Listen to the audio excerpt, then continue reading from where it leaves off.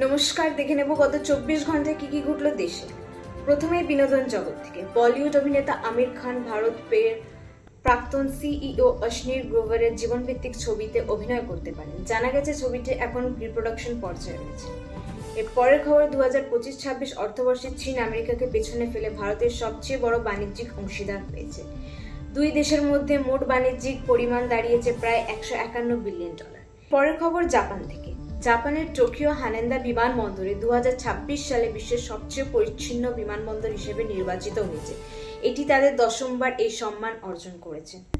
দেশের একটি দুঃখজনক খবর নিয়ে আসছি। গাজিয়াবাদের একটি বস্তি এলাকায় ভয়াবহ অগ্নিকাণ্ডে প্রায় 200টি ঘরবাড়ি পুড়ে গেছে।